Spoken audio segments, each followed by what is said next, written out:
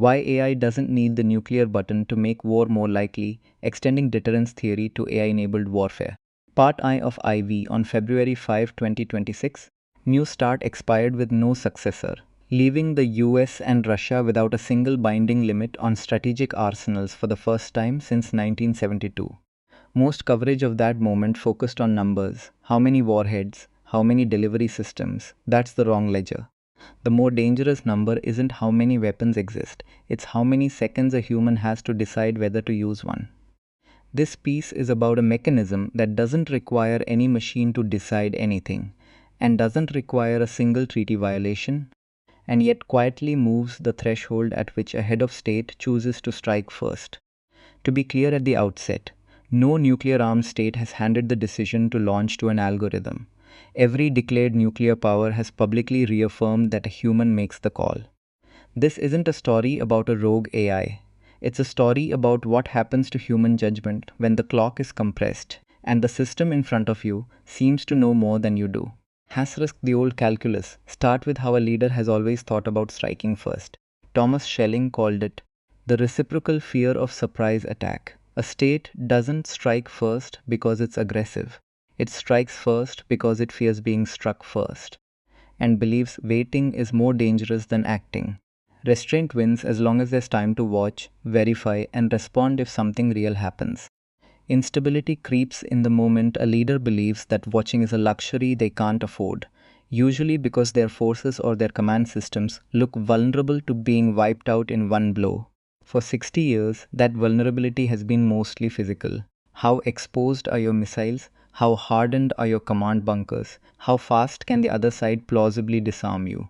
Arms control treaties, basing decisions, and second strike capability were all built around managing that physical vulnerability. Asterisk the new variable, here's the extension.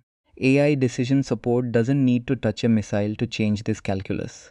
It changes it by doing two things at once, neither of which requires malice or malfunction. First, it compresses the time a leader believes they have to think. Faster sensors and faster data fusion mean a threat reaches a decision maker's desk faster than it used to. But there's a subtler effect.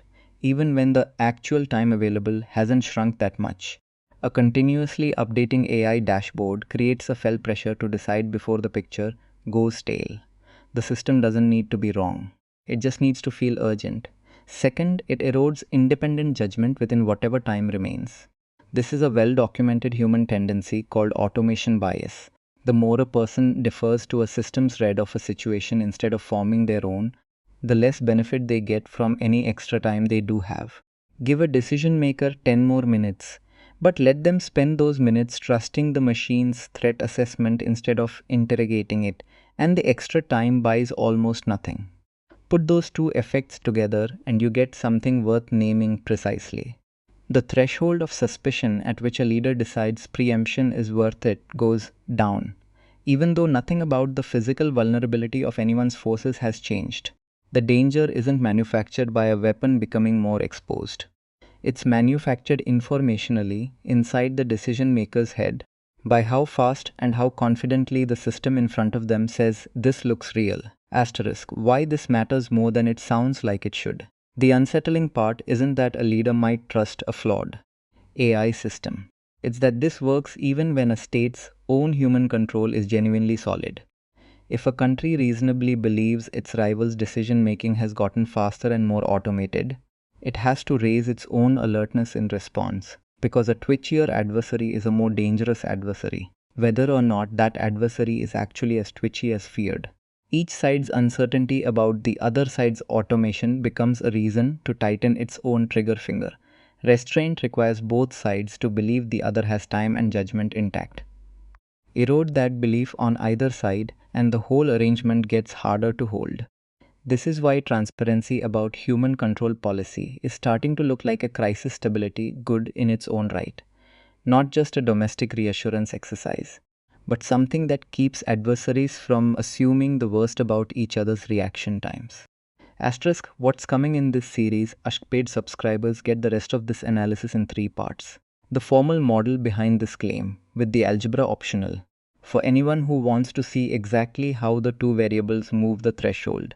A full reconstruction of the 2025 India-Pakistan crisis, the clearest real-world instance of this mechanism operating outside a war game, and a coded comparison of how all 9 nuclear-armed states currently handle human control, including which two are riskiest and why. For now, the plain English version is this. In the new missile age, the number worth watching isn't how many weapons a country has. It's how much time its decision makers believe they have to think, and how much they trust the machine over their own judgment when that time runs out.